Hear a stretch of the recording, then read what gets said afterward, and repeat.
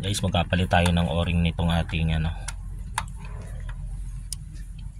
itong ating Raider 150. Dito sa ilalim yung neutral sensor, yung o-ring nya, kasi nung masira yung neutral sensor napansin ko may lamat na rin siya. So dahil nung time na kinabit ko siya wala pa akong o-ring, kinabit ko muna yung luma. So ngayon dahil dumating na yung kanyang o-ring ito, papalitan ko na then good thing rest day natin yan, so may time tayo para i-usin. So dito yan nakalagay sa loob, so may tatlo siyang tornilyo. So ito nga pala yan yung o-ring. So ngayon tanggalin nyo lang yung tatlong tornilyo nyo dito. Matigas na rin. What's going on? Why you're so hard? Kailangan pagkakabitan lang, tamang higpit lang. Kasi medyo pahigpit pala yung lagay ko nung nakaraan. Buti na lang di nasira. Yun yan, tanggalin muna natin. Mamaya hagya ko na siya ibabalik na higpitan. So bakit ko papalitan tong o-ring bolt sa may tama? So dati pag nire-rev ko siya, nagtataka ko bakit may tumatama dito. Kala ko may basag yung makina ko kasi minsan sa hams nga, so pag mamadali ko kumakalog-kalog siya. So kung minsan natitiga ko, bakit may langis? Kala ko sa makina, medyo nangamba ako. And then yun, ang kagandahan nung i-check ko, dun lang pala. So medyo natanggal yung aking kaba, So dan lang tornilyo yan, tatlo. And then gamit lang kayong T para madaling kalasin. So 8 lang siya.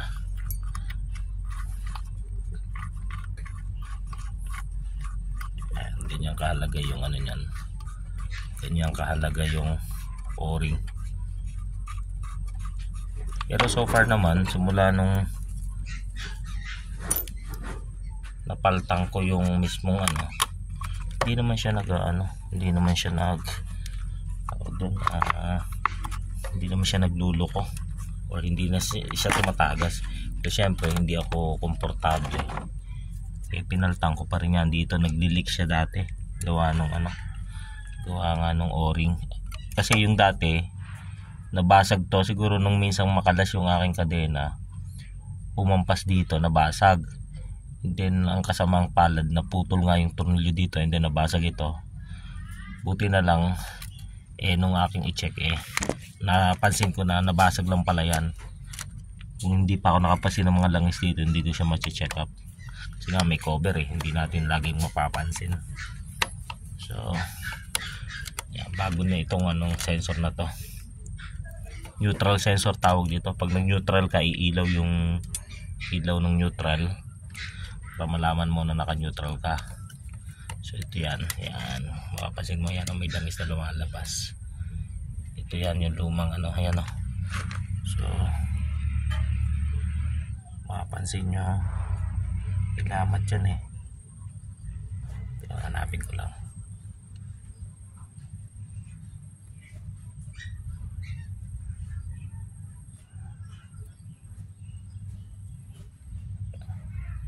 Ayan, bilamat. Wala kung nakikita nya.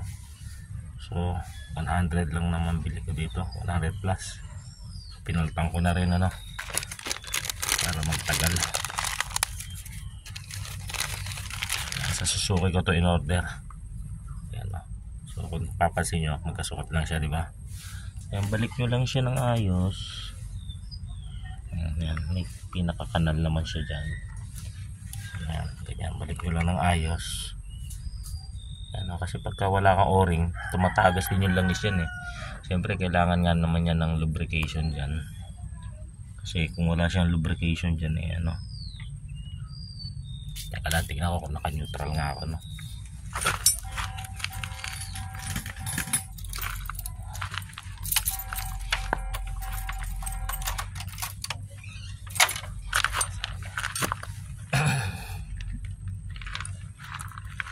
kailangan naka-tsempo talaga tayo sa neutral. Pag hindi kasi sasala.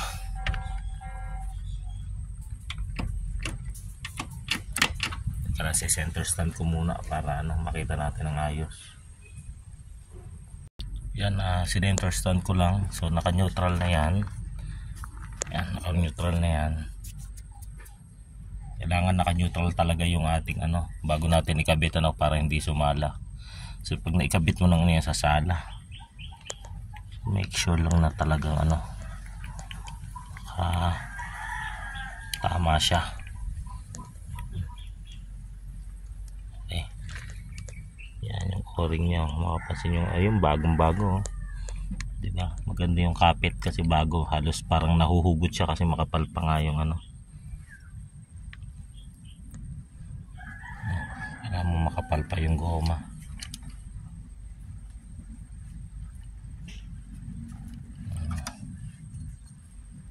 Where's the other one?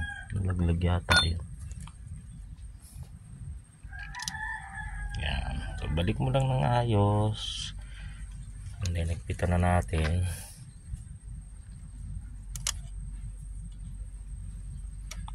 So ganun lang, magpalit ng o-ring ng ating neutral light sensor switch. So yan, para medyo masikip siya ipasok kasi nga bago na siya. Unlike nung una, ang daling yan, kalas-kalasin.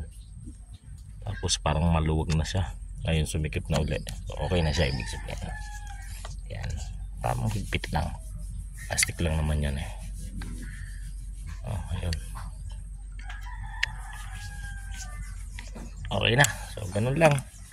So after nito magpapalit naman ako ng bagong karburador. Yan, so balik nyo lang tong cover. Then balik na uli natin yung mga tornilyo. Yan, 8 yung ginamit natin dyan. So ngayon wag natin pakahigpitan kasi kanina parang napasikip yung balik ko nung nakaraan. Yan, so ganun lang. Make sure lang natin na nakapasok mga ayos yung mga tornilyo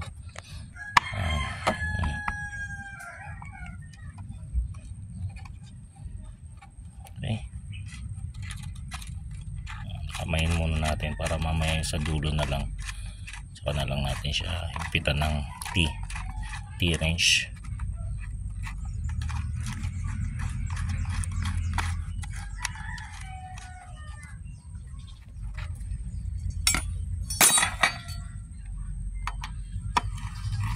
Okay, so ganun lang yon, magpalit. So maraming salamat sa panonood. Okay, God bless you. Mamaya papalit naman ako karburador. So medyo mag-4 na taon na tong Raider ko. Medyo nagpapalit-palit ako ng mga parts para magandang takbo Alagaan natin yung araw-araw nating kasama. So thank you for watching.